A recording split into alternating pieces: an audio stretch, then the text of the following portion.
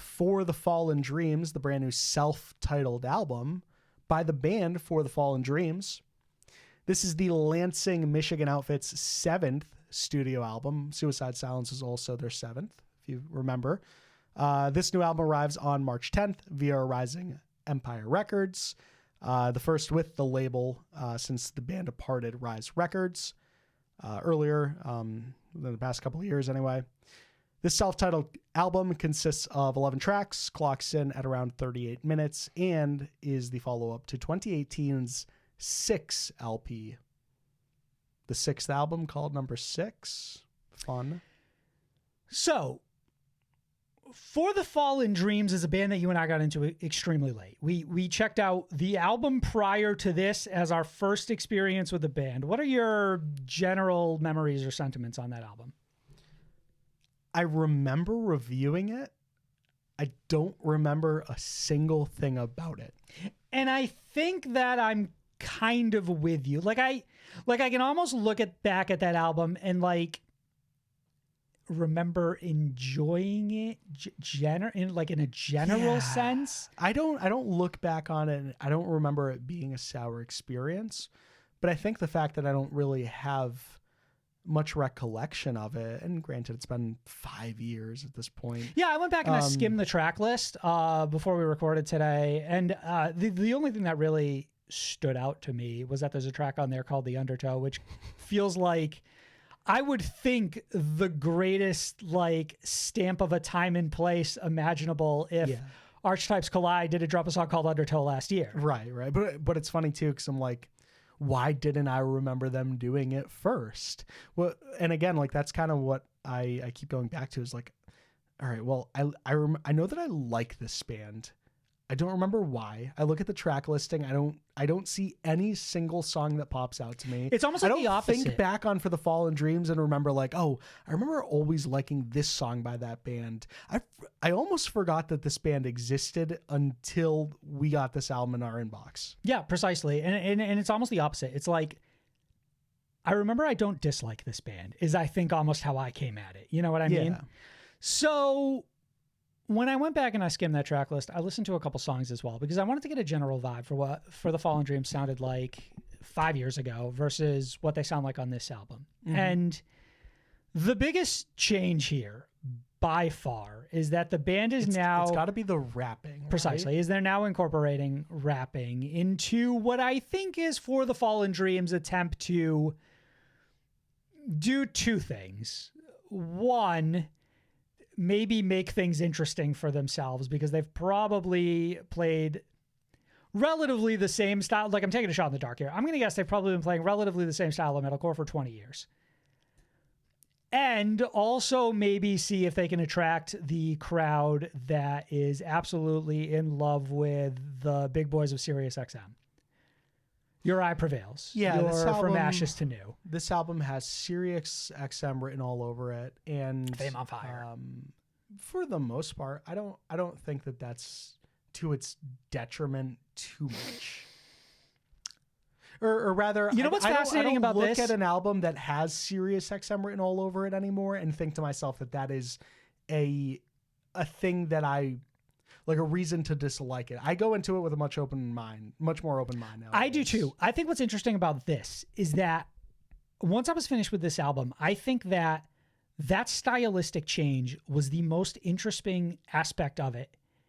And I can't decide if it was the right or wrong decision because I don't think it makes for a great album. Yeah. But I think it made for a significantly more memorable one. It's a very memorable, it's a very, it's a memorable experience in that, I will remember this album in a couple of years for the risks that they take on it. What's crazy about it, though, is that the vocalist Chad Roleg, singing and screaming, phenomenal.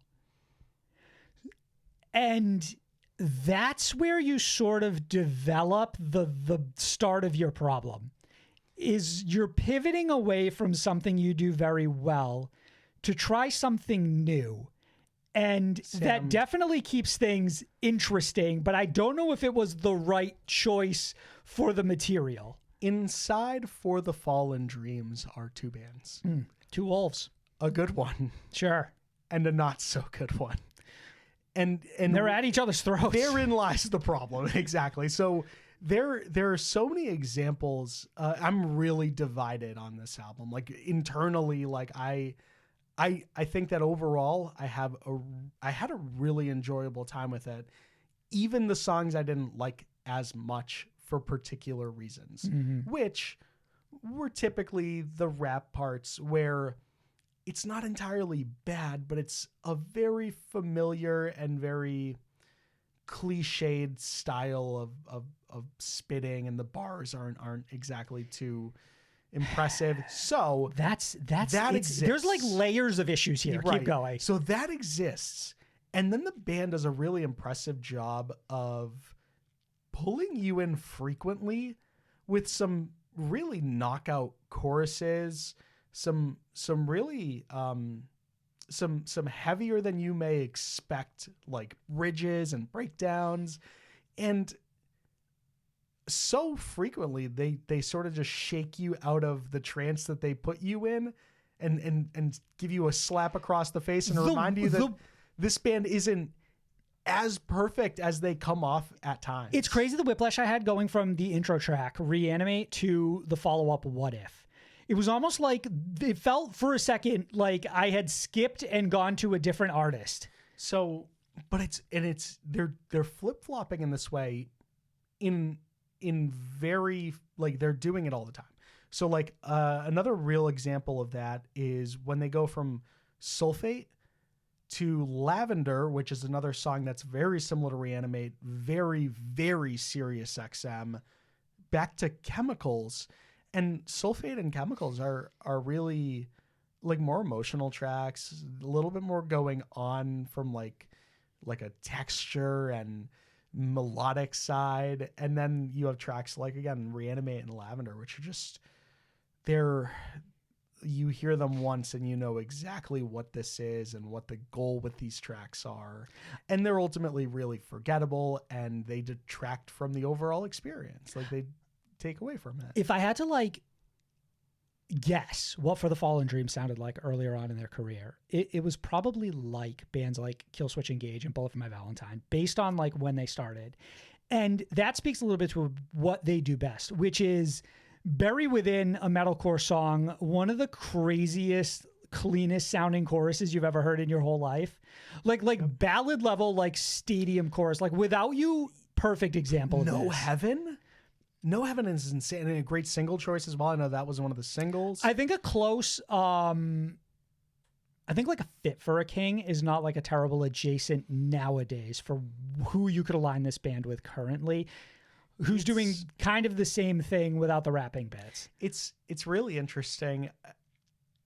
I know that like when I'm listening to this album, I know that I'm hearing something very familiar, but this band they're such a weird chameleon in that like every time I think I've pinpointed exactly the band that they remind me of someone else, the song right after. Because truthfully what they do is they sound like a lot of artists that have succeeded in metalcore within the last few years sound like. But it's not always like metalcore, like especially from the chorus side of things. It might have been No Heaven, or maybe it was it's like No Heaven or something. Reminds me of like a band like I just lost it. I'll come right back to that.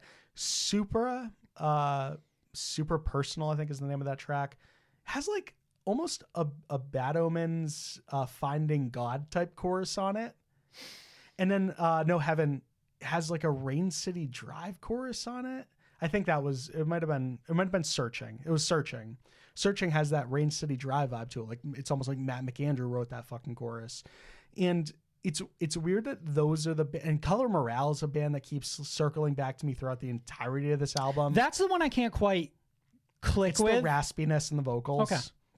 But like, it's so weird that like I can't pinpoint exactly the band, but it's not like it's that unique of a sound. They're just a weird chameleon of a lot of different bands, like not just like your Kill Switch Engage and Bullet for My Valentine and like a very specific subset or exact bands in the genre, but they sound like 20 years of metalcore all boiled into a record. Is that kind of how you feel about it? Yes. But here's where I kind of come in and look at this and think, okay, I think the problem with For the Fallen Dreams is that they personally tried to do it all by themselves.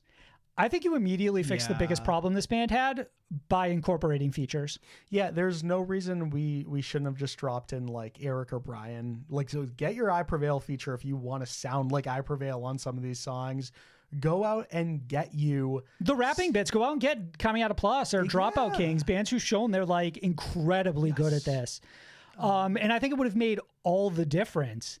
Like literally all the difference. Like literally going from like what I'm leaning towards is like a 2.5 on 5 to like a 4.5 on 5. Yeah. I don't know. Like I really, really want to recommend this album, but like you have to take it with a grain of salt in that like there's definitely some misses on here. Before we get there, I thought that there were some times where there is an approach to the vocal style that really works, where in a song like No Heaven, it's a shift in cadence, but it's not the full-blown rapping we get in something like Testify or Searching, right? Yeah. So it's like what's fascinating is that there are aspects of this band where it's like they almost have it. It's just like it's like if you wanted this to be your sound, it's almost like you should have did it 10 years ago. And now today you would have had it down, right? Or like get it out of your, so like give it a shot on the last album so that on this album, you know exactly how it should come out. An album like this one reminds me of like the debut album from Danger Kids. Yeah, sure. And it was their debut album. And like you're saying, like we're on album 7 now. Like I don't think we were doing this sound 10 years ago. If we were, and I think they've had like some like member changes and stuff like that. Different vocalists way back in the day. You're right though. You pinpointed. That's the biggest problem is that you're coming in here the 7th album, and you know it's easy for us to take this in because like we're still new enough to this band. Yeah. But like think about it if you've been a For the Fallen Dreams fan forever, and it's crazy if I go back and their first album has rapping. Let me know. But in my mind, what I think I know of this band is that this is a shift in their style. That would have made a lot more sense earlier in their career because they could have figured out how to nail it at this point, right? So it's almost like, it's crazy to be like, hey, I know this is For the Fallen Dreams' 7th album, but this is really just a stepping stone to their 8th album. It doesn't help though, of course, that like, so over the course this album included, like the last 3 albums, it's been a 4-year gap and then a 5-year gap. It's a lot of time that passes. And you know, just to point out a couple other things that I kind of enjoyed about this, I think there's generally a good contrast in the vocal delivery. I think there are some moments where there's like light piano key here to like really help like sell a ballad. Chemicals, that might have been the song with the piano, but like there's definitely some like a lot of production that they throw at it. Like for all like the no bullshit that Suicide Silence didn't put in their album. Right. Like, For the Fallen Dreams, and we mentioned that because it's going to drop on the same day as this. Suicide Silence says double it and give it to the next person, and then For the Fallen Dreams said I'm taking all of it. And I think that obviously that also it's comes clean with its pros and it and cons. suits the band for the most part. Yeah, right. I settle on a 2.5 out of 5 for this, where it's like I can easily recommend you like a few songs on here that I think are absolutely phenomenal, like Reanimate, Without You, Chemicals. Fucking fantastic. And then there's a couple others that are pretty good, and then there's a few that are pretty forgettable. So that's where this as an overall album for me feels like it doesn't quite nail it, but there are some strong aspects, and overall I'm pleased with this project. I think that I'm leaning, I think heading into this review I was leaning to a 3. And now I'm leaning to like that 2.5 that you just mentioned. And that like you saying that out loud sounds really good to me. And I think that's ultimately like the stamp I'm going to give it. I'm going to put a 2.5 all over this album artwork while also acknowledging that for what it's worth, I think some of my favorite songs I've heard this year actually have come off this album. No Heaven specifically really spoke to me. I thought Sulfate was a neat song. Same with Searching, and Chemicals I think is another standout. I think a 2.5 is a really solid way of saying that this is kind of hit and miss, but it's not bad. It's not all miss. It's definitely not all miss. So go check this out. Again, drops on March 10th, and this one's on Rising Empire Records. The Breakdown.